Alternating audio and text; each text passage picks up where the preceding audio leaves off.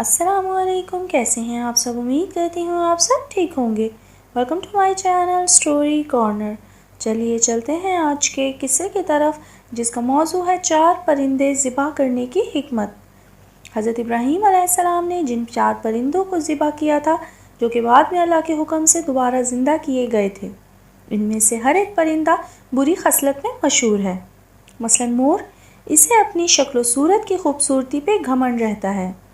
کبوتر، اسے اپنی بلند پروازی اور اونچی اڑان پہ نخوت و غرور ہوتا ہے۔ گدھ، اس میں حرص و لالچ کی بری خصلت ہوتی ہے۔ مرغ میں کثرت شہوت کی بری خصلت ہے۔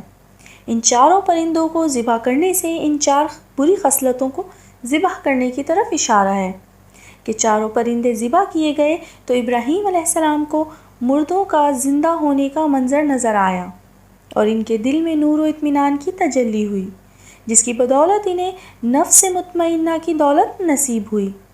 اہل تصوف کا نکتہ صوفیہ کرام فرماتے ہیں، جو بندہ مومن نفس مطمئنہ کی دولت اور قلب میں اطمینان و تجلی نور بھرنا چاہتا ہے، اسے چاہیے مرغ ذبح کرے، یعنی اپنی شہوت پہ چھری پھیرے، اور مور ذبح کرے، یعنی اپنی شکل و صورت اور لباس کے گھمنڈ کو ذبح کر ڈالے۔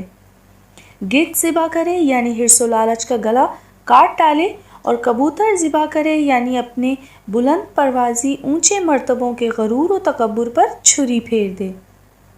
اگر کوئی ان 4 خصلتوں کو ذبح کر ڈالے تو انشاءاللہ اپنے دل کے زندہ ہونے کا منظر اپنی آنکھوں سے دیکھ لے گا اور اس کو نفس مطمئنہ کی سرفرازی کا شرف حاصل ہو جائے گا۔